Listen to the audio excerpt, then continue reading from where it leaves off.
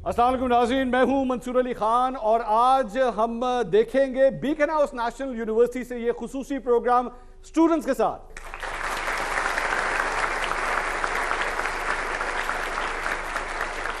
नाज़रीन, आज beacon house national university आने का मकसद ये है कि इलेक्शंस आने वाले हैं और ये इलेक्शंस पाकिस्तान की तारीख के हवाले से, पाकिस्तान की किस्मत के हवाले से बहुत ही इंपॉर्टेंट समझे जा रहे हैं। लेकिन आज का ये यूथ, आज के ये स्टूडेंट्स क्या सोच रहे हैं, क्या देख रहे हैं, पॉलिटिक्स किस तरफ जा रही है, हमारा मुल्क किस तरफ जा रहा है और ख़ास तौर पे हमारा मीडिया किस तरफ जा रहा है, मीडिया किस तरह परफॉर्म कर रहा है, इसके ऊपर भी बात करेंगे। इन बच्चों के सवाल भी सुनेंगे। अगर ये हमारे ऊपर क्रिटिसाइज करना चाहें, इसकी भी पूरी इन्हें खुली छूट होगी। इनके सवालात के जवाब देने के लिए आज जो हमारे साथ मेहमान मौजूद हैं उनका मैं इंट्रोडक्शन कराता हूं। हमारे साथ मौजूद हैं a very famous anchor and senior journalist Mubashir Luqman साहब।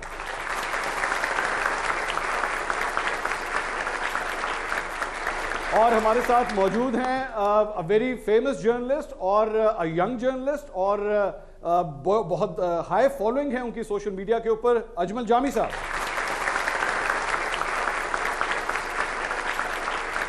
और हमें ज्वाइन कर रही हैं my farmer colleague, a rising star और बड़ा जबरदस्त अपना प्रोग्राम करती हैं, सोशल मीडिया के ऊपर आजकल छाई हुई हैं, मेन स्ट्रीम मीडिया पे भी छाई हुई हैं, समीना पाशा साहिबा। बहुत बहुत शुक्रिया आप तीनों मेहमानों का। मैं सिर्फ एक सवाल पहला सिर्फ मैं करने की जिसारत करूंगा, उसके बाद स्टूडेंट्स की बारी होगी। मुबशर साहब, मेरा आपसे सबसे पहले सवाल है, being the most senior, sir ये जो इलेक्शंस आने वाले हैं, इलेक्शन 2024 जो एक्चुअली इलेक्शन 2023 होने चाहिए थे लेकिन इलेक्शन 2024 हो गए हैं, क्या एक्सपेक्ट करना चाहिए आज की इस यूथ को कि इससे पाकिस्तान में कितनी बड़ी तब्दीली आने वाली है? ये इलेक्शन पाकिस्तान के जो हो रहे हैं क्या कहीं और के हो रहे हैं और हाँ, क्योंकि मुझे अभी तक यकीन नहीं है। अभी भी मैं एक आज़ाद शहरी हूँ उस मुल्क का, और वो ये है कि जब तक इलेक्शन शेड्यूल नहीं इलेक्शन कमीशन देता, मुझे यकीन नहीं आएगा कि इलेक्शंस हो रहे हैं। और आज की जो सुबह की मेरे पास खबर है वो ये कि काफ़ी लोग नहीं चाहते कि इलेक्शंस हों, क्योंकि उनका जो हदफ है वो अभी तक पूरा नहीं हुआ और अभी काफ़ी काम होना है उस इलेक्शन से पहले। तो अगर तो वो काम हो जाता है तो इलेक्शंस हो जाएंगे फरवरी में, और अगर वो काम नहीं होता तो फरवरी भी बड़ा दूर है। जामी साहब, सेम क्वेश्चन टू यू, क्या उनको तो डाउट्स हैं कि इलेक्शन शायद हो ही ना जब तक स्केड्यूल नहीं अनाउंस होता, आपके दिलो दिमाग में भी कोई डाउट्स हैं इस मामले में? डाउट्स ऑब्वियसली पाकिस्तान में किसी भी पॉलिटिकल सिनेरियो या किसी भी माइलस्टोन के ऊपर होते ही हैं हमेशा। पाकिस्तान की सियासत has always been very unpredictable जब से हमने वो संभाली है। But I beg to differ with Mubashir साहब विद अटमोस्ट रिस्पेक्ट। उनकी एप्रीहेंशन अपनी जगह दुरुस्त है, but I think the state is left with no other option than to go for the polls. करवाने पड़ेंगे, you are already very late. और उसके जो थोड़े एम्पेरिकल एविडेंस हमें मिलते हैं बीइंग जर्नलिस्ट, जो हम देख सकते हैं, कुछ जानकारी होती है आपके पास, कुछ आप डॉट्स कनेक्ट करते हैं, दोनों को अगर मिलाएं तो हम देखते हैं कि जो जितने भी एम्बेसडर्स हैं अहम मुल्कों के, यूके के, यूएस के, चाइना के या दीगर, वो बड़ी तेज़ी से सियासतदानों से मिल रहे हैं। तो वो सियासी आँच को जांचने के लिए फिर मुलाकातें जारी रखते हैं। So I think this is one example. और बाकी भी इसके अलावा ऑप्शन नहीं है। जो मुआशरे में बेचैनी है, जो पोलराइजेशन है, जो अदम इस्तेहकाम है, उसके लिए ज़रूरी है कि इलेक्शन के जानिब आपको जाना होगा। तो आई थिंक इलेक्शन हो रहे हैं। सबीना, हमें वन ईच हो गया है, एक को डाउट है, एक को यकीन है कि नहीं इलेक्शन हो जाएंगे। फाइनल वोट आपके पास है, आपकी क्या राय है? Thanks Mansoor, thanks for inviting. और मैं ज़्यादातर अपनी जो राय है मेरा ख्याल है जामी के करीब समझती हूँ।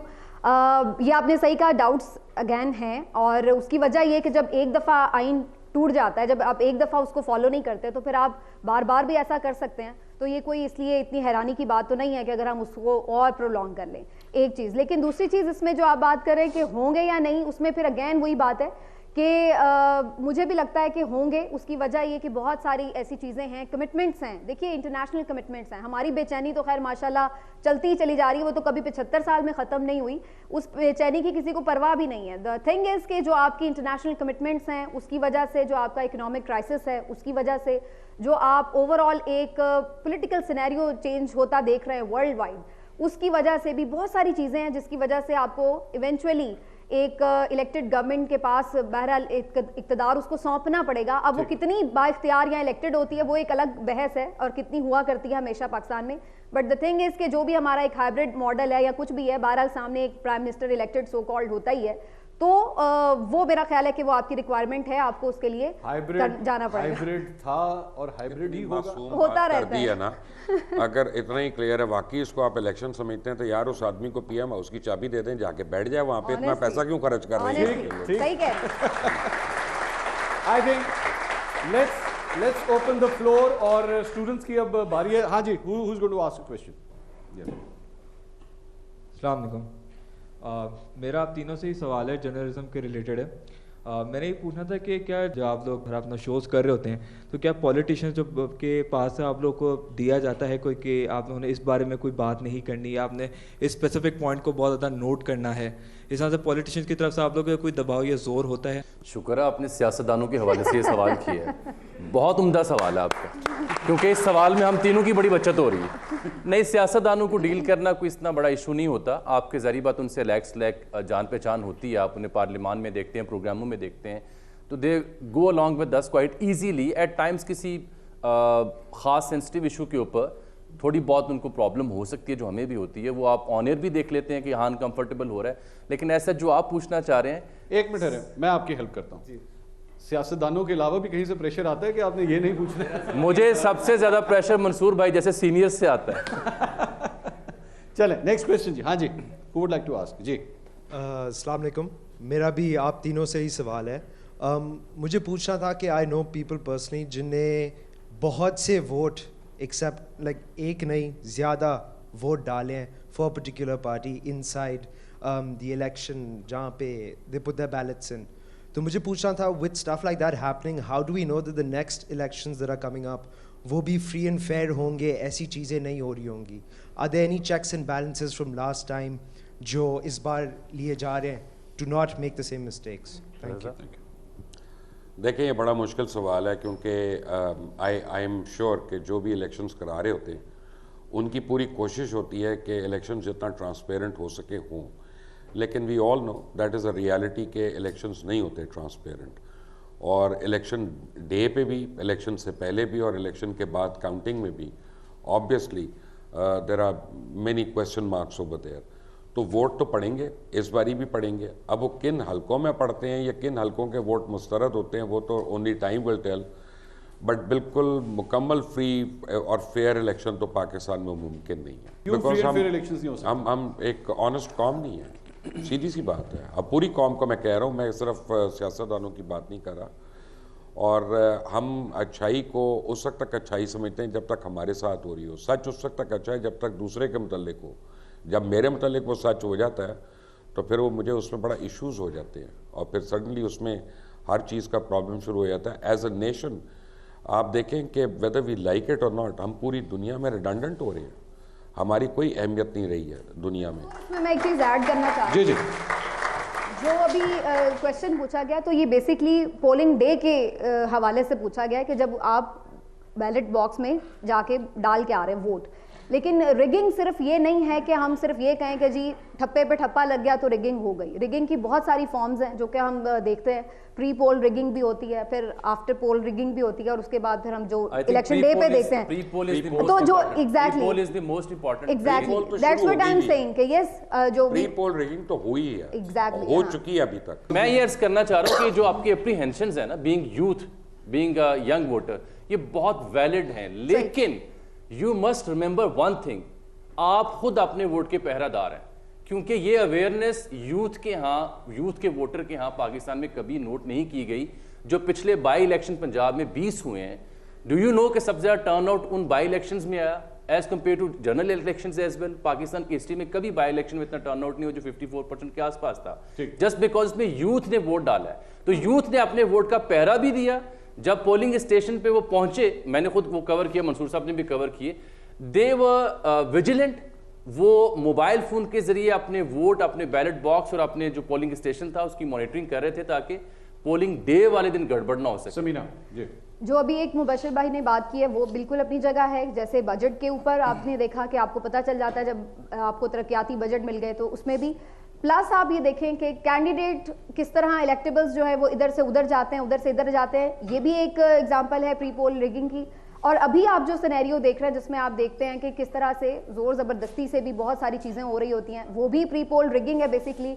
अगर कोई उम्मीदवार खड़ा हो रहा है और उसको नहीं खड़ा होने दिया जा रहा, किसी भी वजह से उसको ये मजबूर किया जा रहा है कि वो उस चीज से हट जाए, तो ये सारी चीजें प्री पोल रिगिंग में आती है और ये ज्यादा बड़ा फैक्टर है मेरे ख्याल से। इलेक्शन डे पे जो रिगिंग होती है कि जो आप ठप्पे पे ठप्पा वाली बात करें, वो तो बड़ा माइनर सा एक उसका इम्पैक्ट है, उसको कवर भी किया जा सकता है जैसे जामी ने कहा।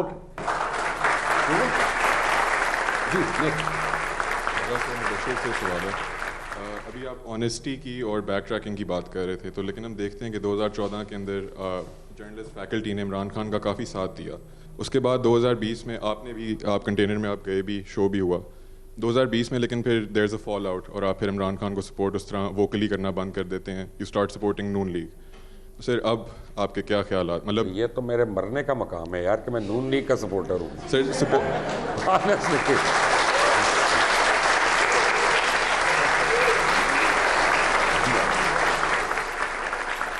Thank you very much for the question, that's a very loaded question. जहाँ तक बात रह गई है कि जर्नलिस्ट बायस क्यों होते हैं, सिर्फ जर्नलिस्ट बायस नहीं होता या एंकर बायस नहीं होता। एंकर को वेदर यू लाइक इट और नॉट बहुत सीरियस प्रेशर्स होते हैं, हमारी मैनेजमेंट्स के होते हैं, हमारे प्रोग्रामिंग के होते हैं, हमारे एडवर्टाइजर्स के होते हैं। मैं आपको एक एग्जांपल देता हूँ कि मैंने एक मॉडलिंग एक असाइनमेंट रिजेक्ट की कि जी वो एक गोरा करने वाली एक क्रीम थी, मेरे ख्याल में एक रेसिस्ट प्रोडक्ट है, मैं नहीं उसमें जाना चाहता था, तो मुझे चैनल छोड़ना पड़ गया था बिकॉज वो इतना बड़ा एडवर्टाइज़र था कि उसने उस चैनल के ऊपर जोर डालना शुरू कर। तो you have no idea the kind of pressures that you know people face. और दूसरी बात यह है, अगर आप इजाज़त दें तो मैं ज़रा लंबी बात कर दूँ, एक छोटी सी, आपने तो छोटा छोटा कहा, यही मैं कहने लगा था कि आगे भी चलना है सीना, तो मैं बोलांगा तो चलोगे ना आगे।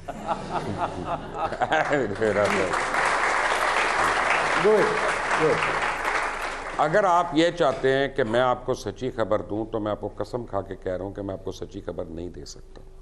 मैं कसम खा के आपको कह रहा हूं। उसकी वजह क्या है, आप यहाँ पे कॉलेज में आ रहे हैं, आप इसके पैसे दे रहे हैं, आपको यहाँ से मटेरियल चाहिए होता है, आपको उसके पैसे देने पड़ते हैं। खबर आपको मुफ्त की चाहिए। फ़र्ज़ करें मुझे अभी किसी ने कहा कि मियाँ साहब गिर गए और उनको चोट लग गई है, या इमरान खान को कोई चोट लग गई है जेल में।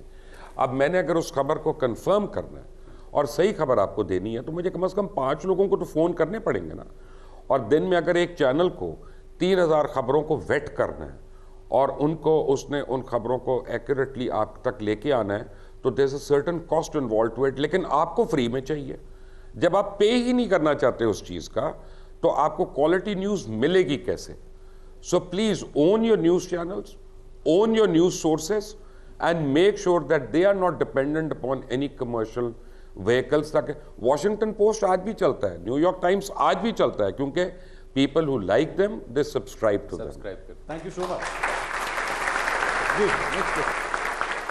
70s के इलेक्शन में मेंशन हुआ था, तो उसमें हमारा मुल्क अलग हो गया था इलेक्शन के बाद। चीफ इलेक्शन कमिश्नर था। नहीं, वैसे जनरली सवाल मेरा ये है कि अगर वो फेयर इलेक्शन हुए थे और वो मुल्क अलग हो गया था, तो फ्यूचर में हम यही देख रहे हैं कि फेयर एंड फ्री इलेक्शन इसलिए नहीं होते क्योंकि मुल्क अलग होने के चांसेस हैं, या सिविल वॉर की तरफ एक करेगा, क्योंकि हमारे जो बाकी प्रोविंसेस है, बलोचिस्तान, फाटा, वहाँ मसले इतने हैं कि वो निगलेक्ट हुए होते हैं बैठ के। सिर्फ पंजाब में बस लग रहा होता है बैठ के। तो ये कोई वजह है कि फेयर एंड फ्री इलेक्शंस ना होने के? मेरे ख्याल में मैं इनकी जो बात समझो वो ये कह रहे हैं कि क्या ये एक डिलिबरेट रीजन के तहत जो है वो फ्री एंड फेयर इलेक्शन करवाए ही नहीं जाते इस मुल्क के अंदर? मेरा ख्याल है ये मेरे कद से और मेरी दानिश से बड़ा सवाल है, और बहैसियत स्टूडेंट ऑफ पॉलिटिक्स या जर्नलिज्म मैं समझता हूँ इसमें कई एक फैक्टर्स इन्वॉल्व होते हैं, लेकिन इसके पैरेलल यही वो अनासर मजबूरी होते हैं इलेक्शन करवाने के लिए भी और somehow free and fair colour देने के लिए भी, इकाइयों को जोड़ने के लिए भी, अनरेस्ट को रेस्ट में डालने के लिए भी। पूरी दुनिया में जो एक मेथड है वो इलेक्शन है कि चुनाव के ज़रिए कोई सरकार आप ले आएँ ताकि थोड़ी सी स्टेबिलिटी आ जाए। तो जहाँ जो नेगेटिविटी आपको दिखाई दे रही है, मुझे उसमें थोड़ी होप नज़र आती है कि यार सम हाउ कोई फेस तो हो, कोई पार्लियामेंट तो हो, कोई आइन तो किसी हद तक बचाओ, बजाय इसके कि हम फर्दर क्यास में या मेस में चले जाएं। कुछ सम हाउ कोई ग्रेस बाकी बचे जो इंतखाब में ही आती है। लेकिन समीना, ये जो जामी जो बात कर रहे हैं, इलेक्शंस अगर एक रीज़न होते हैं एक्चुअली मामला को ठीक करने के, और जिस तरह इन्होंने अभी एग्जांपल दी 1971 की, तो यहाँ पे 2024 के इलेक्शंस को भी यही कंसिडर किया जा रहा है कि इलेक्शंस हो जाएं, चीज़ें ठीक हो जाएंगी। आपको लगता है कि इलेक्शंस हो जाएं तो चीजें ठीक हो जाएंगी या और खराब हो जाएंगी? पहले तो जो इन्होंने बात की, मैं थोड़ा सा जो उनके क्वेश्चन को अंडरस्टैंड मैंने किया उसको मैं रिस्पॉन्ड करूंगी। प्रॉब्लम ये नहीं है कि फ्री एंड फेयर इलेक्शन हुआ तो मुल्क इसलिए टूट गया। प्रॉब्लम ये है कि जो फ्री एंड फेयर इलेक्शन हुआ उसको एक्सेप्ट नहीं किया गया, उसका रिजल्ट एक्सेप्ट नहीं किया गया, इसलिए मुल्क टूटा। तो असल बात ये है, अब फ्री एंड फेयर इलेक्शन जो होने चाहिए बिल्कुल, और उनका रिजल्ट भी एक्सेप्ट होना चाहिए। और जो अभी मंसूर आपने बात की कि जो आगे इलेक्शन आ रहे हैं क्या वो फ्री एंड फेयर होंगे, वो फ्री एंड फेयर अभी तो बिल्कुल नहीं होते नजर आ रहे। आगे अभी कुछ टाइम है, उसमें क्या चीजें इंप्रूव करती हैं या नहीं वो एक अलग बात है, लेकिन अभी तक अगर मैं कहूँ बिल्कुल नजर नहीं आ रहे। और अगेन मैं आपको इनकी क्वेश्चन को उसमें थोड़ा सा रिलेट करूं कि फिर ये फियर है कि अगर इस दफा भी फ्री एंड फेयर इलेक्शन ना हुए तो खुदा न खास्ता कोई फिर आपके मुल्क में स्टेबिलिटी नहीं आने लगी, फिर भी उससे रहेगा कि वे क्योस की जो सिचुएशन है उसमें हम रहेंगे। थैंक यू जी। अस्सलाम वालेकुम सर। सर मेरा सवाल जामी सर से है। अभी 2-3 दिन पहले एक इंटरव्यू ऑन एयर हुआ एक निजी चैनल पर, आप ही के कोलीग शाहजेब खानज़ादा ने उसको कंडक्ट किया। सर मेरा ये सवाल है, वी ऑल नो कि ऐसे इंटरव्यू किए नहीं जाते बल्कि करवाए जाते हैं, लेकिन मैं फिर भी ये जानना चाहता हूँ क्या ऐसे इंटरव्यूज़ पाकिस्तान की जो मीडिया की क्रेडिबिलिटी उसमें इजाफा कर रहे हैं? बिल्कुल, आई एम श्योर कि मेरे बाकी कोलीग्स भी उस पर कमेंट करेंगे, लेकिन आप since you have asked me let me cut it short. Sir सबसे पहले डेटा की बात करते हैं। डू यू नो कि शाहजेब के प्रोग्राम, अच्छा बुरा मैं बाद में तय करता हूं, शाहजेब के प्रोग्राम की रेटिंग क्या है? इस पूरे सीजन की रिकॉर्ड उसकी रेटिंग 3.7 उसकी रेटिंग है, ये जो उन्होंने ऐड भी अपना छापा है। हम तमाशबीन कौम हैं भाई, हमें तमाशा अच्छा लगता है, हमने देखा है, चाहे सोशल मीडिया पे मैं आप समीना मुबशर साहब उसके खिलाफ जितनी मर्जी बात करें, बट वी सॉ इट, हमने देखा खुशी से। दूसरी बात जो मुबशर साहब ने पहले अपनी गुफ्तगू में कही ना, वो भी मैं उसको रिलेट करूंगा। वो क्या, हम अपनी मर्जी का सच सुनना चाहते हैं। जब आयशा अहद लॉन्च की जा रही थी, जब आयशा अहद साकिब निसार की कोर्ट में बैठी होती थी और साकिब निसार चीफ जस्टिस की कुर्सी बैठ के उसे मुखातिब करते थे, I used to sit there being a reporter, मैं कवर करता था कार्रवाई, तब तो इखलाकियात किसी को याद नहीं आई।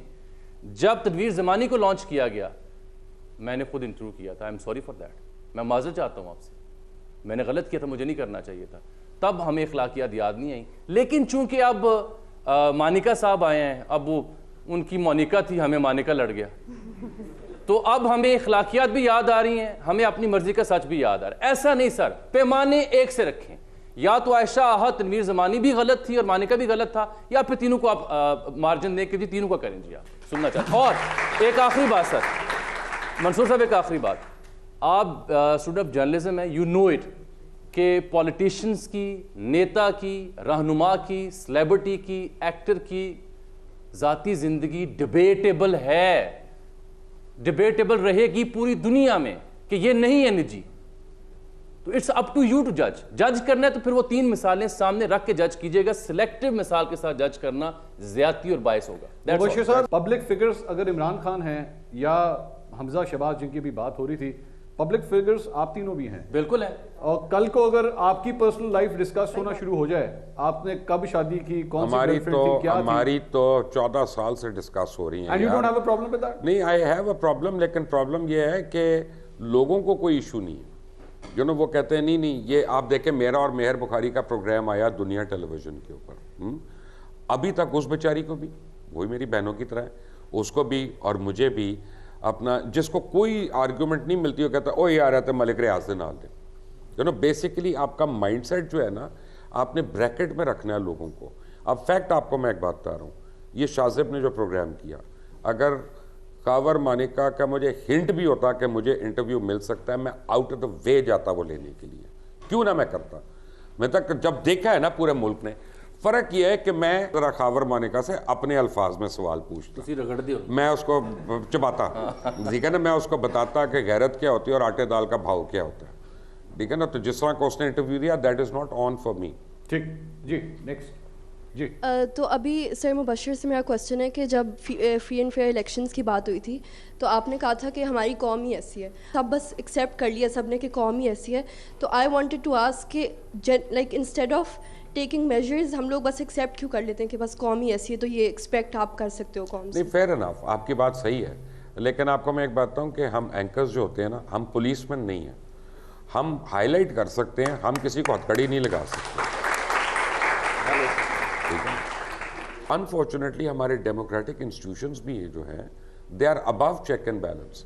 कि आप आज इलेक्शन कमीशन को अगर लिख कर ये पूछे ना कि ज़रा आप कैसे आरओ सेलेक्ट कर रहे हैं, आपको जवाब ही नहीं देंगे। दैट इज़ अगेन आपका कॉन्स्टिट्यूशनल राइट जो है वो इन्फ्रिंज हो रहा है। सो आप सोचे ज़रा हम किन कंस्ट्रेंट्स में काम कर रहे होते हैं। ठीक जी, नेक्स्ट। अस्सलाम वालेकुम। अच्छा, ऑनेस्टी की बात हो रही थी। आई फील लाइक कि मोस्टली जर्नलिस्ट, पॉलिटिशियंस वगैरह कंट्रोवर्सीज़ में पड़ जाते हैं, वेयर एज आई थिंक कि जैसे अब आप हैं बहुत नामवर और बहुत पहले से आप जर्नलिस्ट हैं, तो आई गेस आप लोग वो कंट्रोल कर सकते हैं। तो is it important for journalist, politicians वगैरह कि वो बैड पब्लिसिटी भी उन्हें चाहिए होती है अपनी पब्लिसिटी के लिए? नहीं, किसी को नहीं चाहिए होती। मैं आपको बताता हूँ, इट्स वेरी पेनफुल। आप ये देखें कि मेरे बच्चे छोटे हैं, अब वो जिस शॉप में जा रहे हैं उनको हैरेसमेंट हो रही है। मेरी बीवी कहीं जा रही है, उसको कोई ना कोई अपना जो है कैट कॉल हो रही है। Do you think it is good? और सबसे बड़ी बात है, 3 महीने मेरी कॉन्स्टेंट प्रोसिक्यूशन हुई। किसी टेलीविज़न चैनल ने और किसी कॉलमिस्ट ने मेरे से नहीं कॉल करके पूछा कि असल स्टोरी क्या। लेकिन जस्टिस खोसा ने पूरे बेंच ने कहा कि ये केस गलत है, लेकिन वो किसी चैनल ने रिपोर्ट नहीं किया। अभी भी अब from that point of time 56 cases मेरे ऊपर हैं, जिनमें 4 दफ़ा तो मेरे आप अरेस्ट वारंट आप सुन चुके हैं। कितने केसेस हैं आप पे? 56 सुने थे। इमरान खान है आप यानी?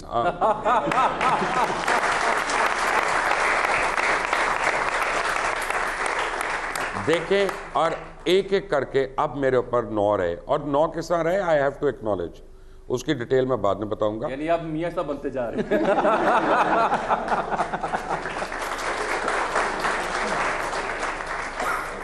ये अमेरिका नहीं है, ये यूरोप नहीं है। यहाँ पे अगर जेफ बेजोस होता अभी तक नैब की हिरासत में होता।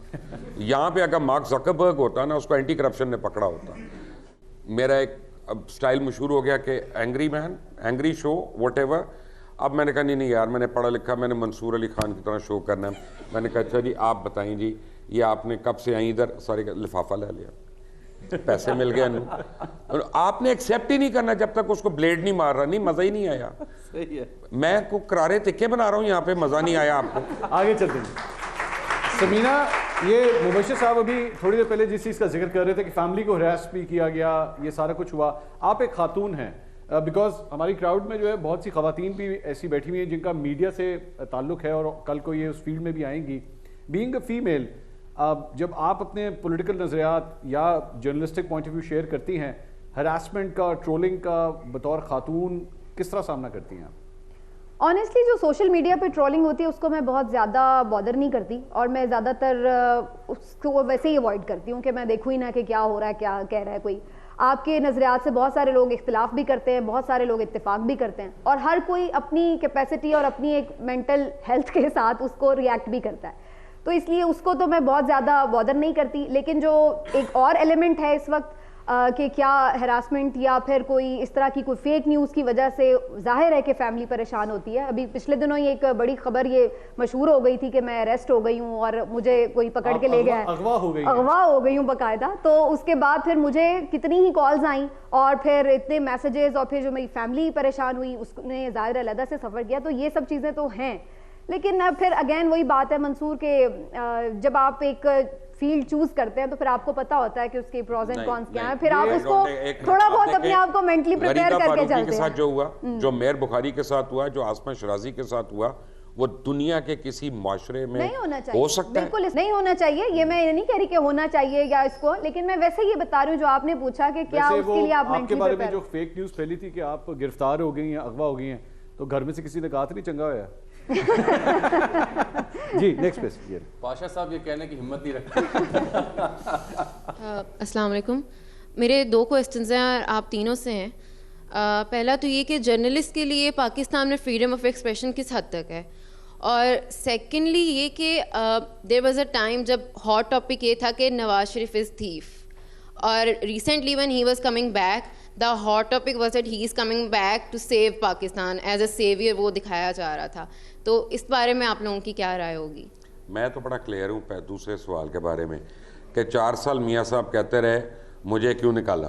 अब वो कह रहे हैं पाकिस्तान को मैंने निकालना मुश्किलों से, तो मुझे तो समझ नहीं आ रही है उनका आना जो है। आप वैसे this is a very good question Mubashir साहब, आपने बहुत प्रोग्राम्स किए नवाज शरीफ साहब के खिलाफ, जिसमें आपने एक्चुअली ये साबित करने की भी कोशिश की, जाहिर बात है कोशिश इज ही, do you still think he is corrupt? No no, I don't think, I believe it.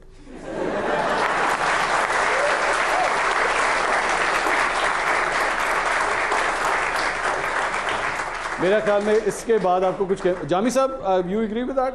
मैं तो जी तारीख़ का तालिब इल्म, उसके पर्सपेक्टिव बगैर कोई जजमेंट नहीं दे सकता। ठीक, मेरे मुल्क के पहले वज़ीर-ए-आज़म के साथ जो कुछ हुआ, हज़रत कायद-ए-आज़म मोहम्मद अली जिन्ना के साथ जो कुछ हुआ, उसके बाद ज़ुल्फ़िकार अली भुट्टो साहब के साथ जो कुछ हुआ, उसके बाद जो हम बाद में देखते आ रहे हैं, चाहे वो बीबी शहीद हूँ, नवाज शरीफ साहब हूँ या जनाब इमरान खान साहब हूँ, मेरे मुल्क का सबसे बड़ा बदकिस्मत शख्स इस मुल्क का वज़ीर-ए-आज़म है, चाहे वो खान लियाकत अली खान था, चाहे वो इमरान खान था, चाहे नवाज शरीफ था। तो मैं इतने जल्दी इस लिटमस टेस्ट के ज़रिए किसी को करप्ट नहीं कह सकता। कब मेरे मुल्क के वज़ीर-ए-आज़म को 5 साल पूरे करने दिए गए, कब मेरे मुल्क के वज़ीर-ए-आज़म को अपना मैंडेट एक्सरसाइज करने की इजाज़त दी गई है? अलमिया सबसे बड़ा ये है, अलमिया सबसे बड़ा ये है बशर साहब, अलमिया ये है कि मेरा सियासतदान चाहता ही है, इनका कोई हाल नहीं है इन किताबी बातों का, ये फैक्ट किताबी बात है ना सारी। इज इट फैक्ट और सियासतदानी तो अलग बने ना, इज इट अ फैक्ट और नॉट? सियासतदानी दूसरे सियासतदान के खिलाफ अलग, मेरा सवाल है इज इट अ फैक्ट और not? No it is not, it is a fact sir, history is a fact sir. वो बात पता है क्या है आपको, मैं एक बात बताऊं कि लेट्स फेस इट, कि आप ये तो रोना रो रहे हैं कि जनाब ये अनकॉन्स्टिट्यूशनल हुआ, वोट ऑफ नो कॉन्फिडेंस तो आपके कॉन्स्टिट्यूशन के हिसाब से है ना और उसके मुताबिक है। सो वाई आर यू सेइंग उसको वक्त नहीं पूरा करने दिया गया? वाई कांट यू से कि हमारे पॉलिटिशियंस जो थे वो मिल गए एक साथ और उन्होंने उसको वक्त नहीं पूरा करने दिया फॉर व्हाटएवर रीजन? इसमें एतराज ये है, अनकॉन्स्टिट्यूशनल तो नहीं है। इसमें एतराज ये है कि वो जो वोट ऑफ कॉन्फिडेंस जो पाकिस्तान तहरीक साहब या इमरान खान साहब की जानिब से बात आती है, वो ये है कि वोट ऑफ नो कॉन्फिडेंस भी मैनिपुलेटेड था, उसकी स्ट्रिंग्स कहीं और से हिलाई जा रही। तो यार वोट ऑफ कॉन्फिडेंस भी तो मैनिपुलेटेड था ना उससे पहले जी, ये वो भी मान ये भी है। तो मेरा मतलब है कि ये जमहूरियत नहीं है जिसको आप जमहूरियत कह रही है। द क्वेश्चन इज कि एक सवाल का जवाब सुप्रीम कोर्ट में दिया गया कि मुझे नहीं पता एवन फील्ड की अपार्टमेंट किसकी है। अब तो आप 4 साल रह के आ गए उन अपार्टमेंट्स में, तो अब तो बता सकते हैं हमें कि वो अपार्टमेंट किसकी है। नाज़रीन, सवालात का सिलसिला जारी है, स्टूडेंट्स के क्वेश्चंस बड़े ही इंटरेस्टिंग है, लेकिन मुझे यहाँ पे एक छोटा सा ब्रेक लेना पड़ा है। We'll be right back after a short break.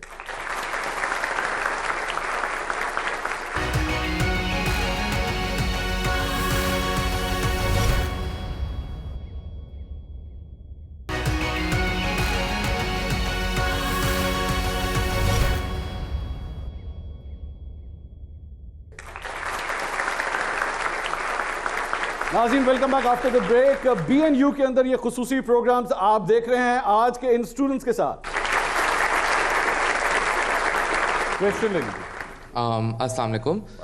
मेरा सवाल मुबश्शिर साहब आपसे है, आपकी अपनी पर्सनल राय में कि अभी इलेक्शंस इन केस अगर पोस्टपोन हो जाते हैं या नहीं होते जिस तरह लाइंड अप हैं, तो what is the state of order? किस तरह हम बेहतरी की तरफ जा सकते हैं? मतलब ऑन अ लेमैन टर्म्स में इकोनॉमी का क्या फिर what is the way forward? देखिए, जहाँ तक इलेक्शंस का ताल्लुक है, मैंने एक और बात कही है, प्लीज़ स्टैंड करेक्टेड। मैंने कहा है कि जब इलेक्शन शेड्यूल आएगा ना इलेक्शन कमीशन की तरफ से, तब मुझे यकीन होगा कि इलेक्शन इस डेट पे हो रहा है।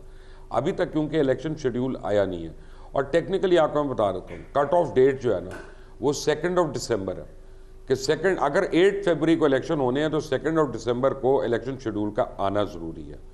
So we'll have to wait for a few days to make a serious statement on that. I'm going to come on this side now, और ताकि जी मैं इधर से एक क्वेश्चन ले लूँ। अस्सलाम वालेकुम जी। मुबश्शिर लुकमान साहब, मेरा क्वेश्चन है आपसे, being in a faculty teacher, अभी आपने एक स्टेटमेंट दिया कि मुझे यकीन है नवाज शरीफ साहब के बारे में, इसी तरह बहुत सारे लोगों को यकीन है कि मे बी आप भी लिफाफा लेते हैं और उनकी एक राय है, और आप पे 54 अभी FIR का आपने जिक्र किया।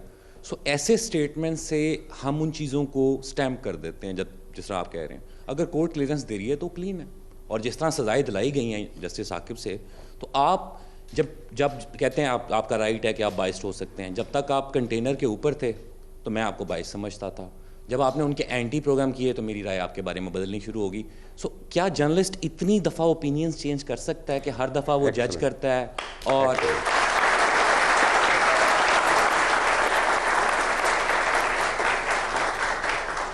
और दूसरा एक लास्ट सवाल, मुझे नहीं लगता बीइंग इन शहरी मैं आज़ाद हूँ, जो आज़ाद थे वो सब आजकल शो नहीं कर रहे। वैसे मैं भी हूँ।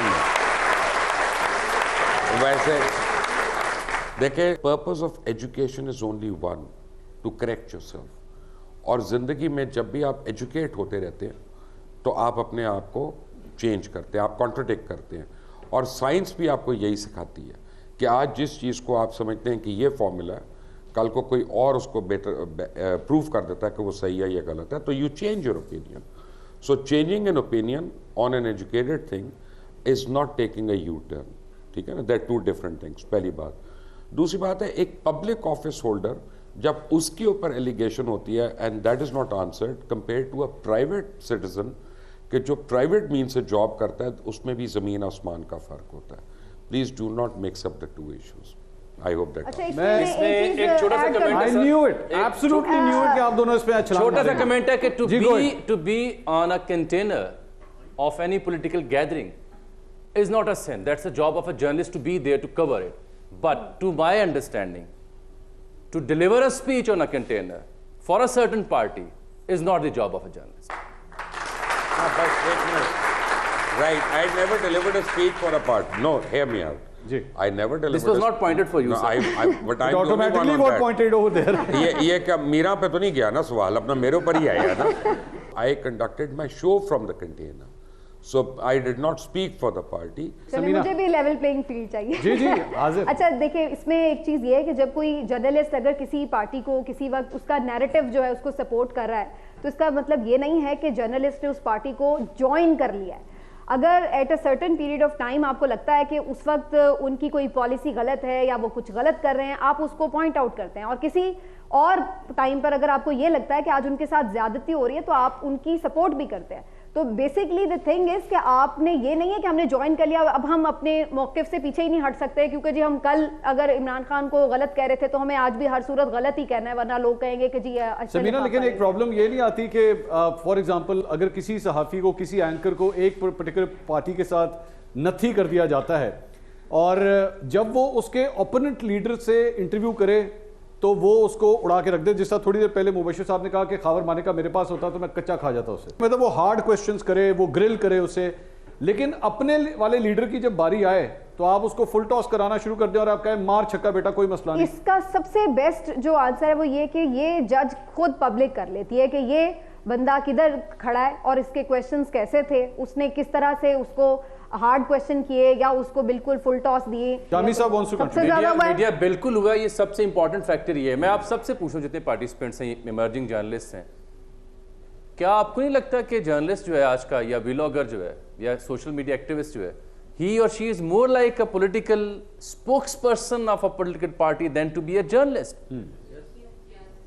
उसकी रीजन ये है कि we somehow पोलराइजेशन की वजह से we tend to love those guys जो मेरी पसंदीदा सियासी जमात के हक में तर्जुमानी करते हैं। उसी तर्जुमानी ने सहाफत का बेड़ा गर्क किया, उसको डिवाइड किया। उसी तर्जुमानी ने सोसाइटी को पोलराइज किया।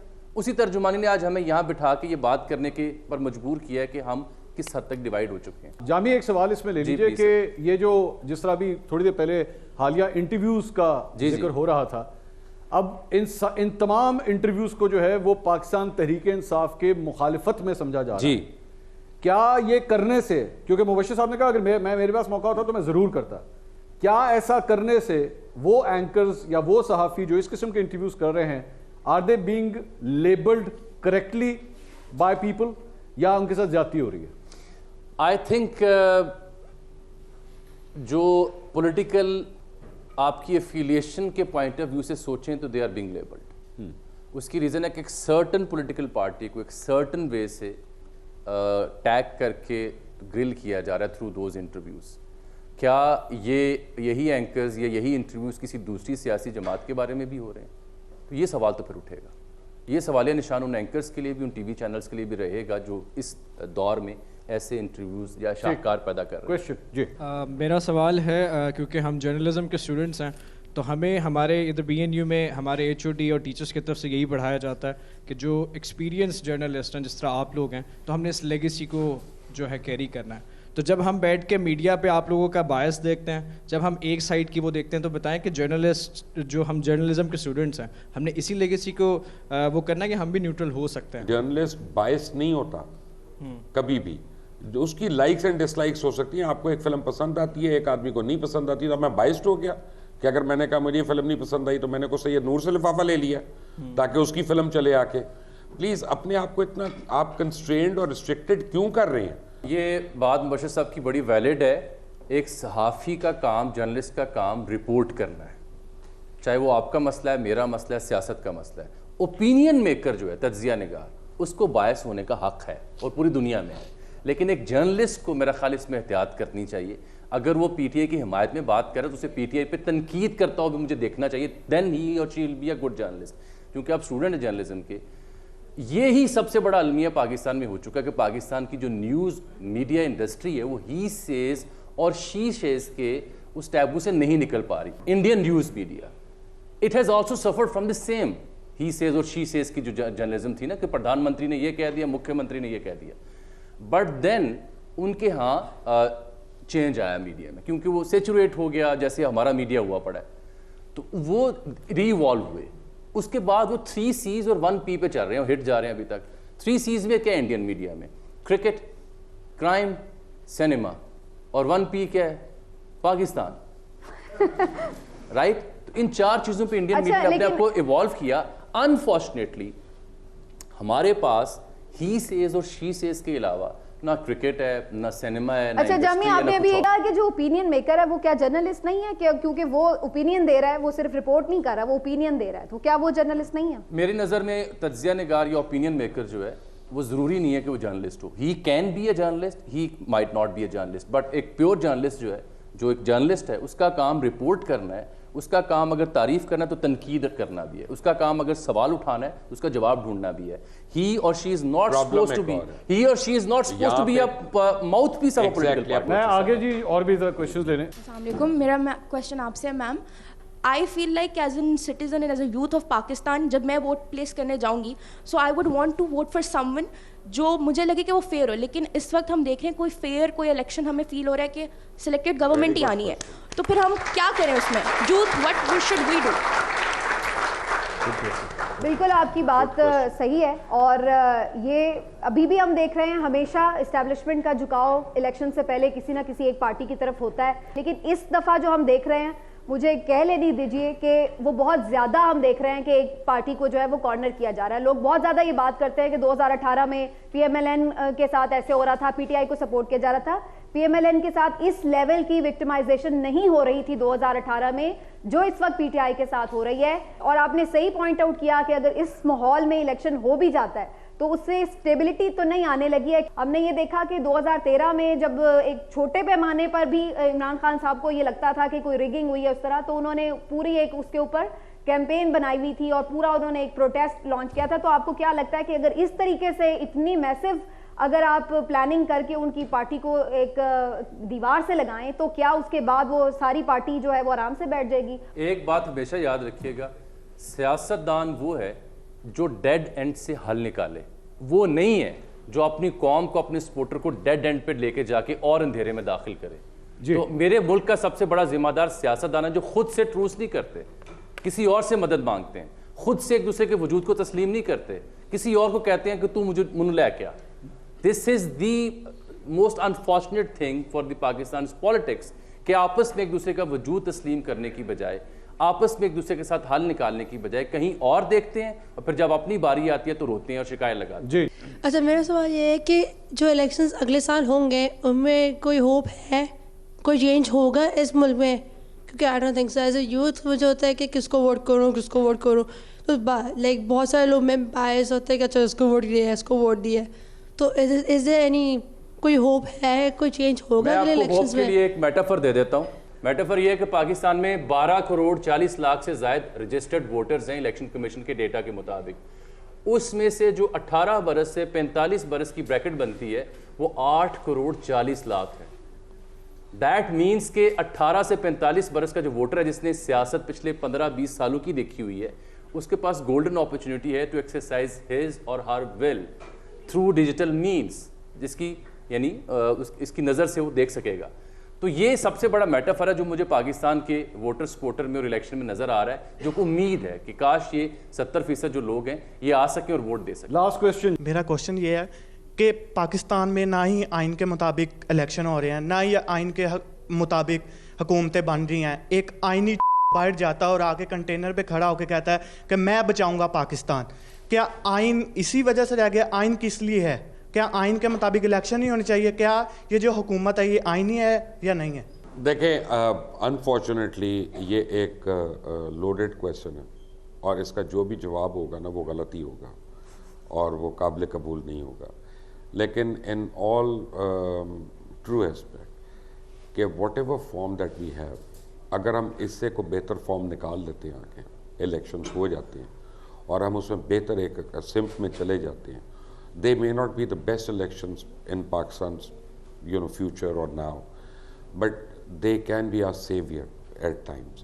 बिलावल भुट्टो जरदारी काफ़ी दिन से कह रहे हैं कि बुज़ुर्ग घर बैठे। इस मुल्क का जो बेड़ा गर्क किया है वो बुज़ुर्गों ने, सीनियर्स ने और दानिश्वरों ने किया, ठीक है। और इस मुल्क को इस हाल पे जो पहुँचाया है, चाहे हमारी हॉकी हो, चाहे क्रिकेट हो, चाहे स्क्वॉश हो, चाहे पॉलिटिक्स हो, चाहे मीडिया हो, वो हमारे बुज़ुर्गों ने और दानिश्वरों ने पहुँचाया। पाकिस्तान का सिर्फ एक फ्यूचर है, अगर ब्राइट फ्यूचर पाकिस्तान का है तो वो है कि पाकिस्तान से तमाम सीनियर्स को कंसल्टेंसी लेकर उनको घर बैठा दिया जाए और पाकिस्तान की जितनी यूथ है जो 40 साल से कम उम्र है उनके हाथ में भाग दौड़ दे दी जाए। एंड इससे खिलाफ बड़े लोग आर्ग्यू करेंगे और माई काउंटर आर्ग्यूमेंट इज़ कि हमारे समझदार लोगों ने आधा मुल्क पहले गंवा दिया और बाकी समझदार लोगों ने इस मुल्क को भीख मांगने पे मजबूर कर दिया और उसके बाद इस मुल्क में इतनी सिक्योरिटी और इतनी सेफ्टी नहीं है कि मैं और आप भी आधी रात को इस मुल्क में गाड़ी पे ट्रैवल कर सकें एक शहर से दूसरी जगह पे, जबकि हम दूसरे मुल्क में कर सकते हैं। सो fact of the matter is कि अगर यूथ आती है हमारी तो हमारा फ्यूचर है। तो इस इलेक्शन में मैं आपको ये रिक्वेस्ट करूँगा, कतई नज़र इसके कि पार्टी कौन सी है, vote for the youngster, vote for the youth, Do not vote for anybody who is above 45. अच्छा, ये चूंकि मुबशर साहब ने एक उम्मीद दिलाई है बहुत ज़्यादा आप डिसअपॉइंटेड, डिजेक्टेड फील कर रहे हैं, बट जो उन्होंने उम्मीद दिलाई है ना, उस पे प्रोग्राम के आखिर में 2 शेर आपको लुत्फ आएगा। पानी आंख में भर कर लाया जा सकता है। अच्छा, ये वाला शेर, मैं कहा PMLN वाला शेर। पानी आंख में भर कर लाया जा सकता है, अब भी जलता शहर बचाया जा सकता है, और तुम्हारे लिए बिलखुसूस एक मोहब्बत, और वो भी नाकाम मोहब्बत, लेकिन इससे काम चलाया जा सकता है।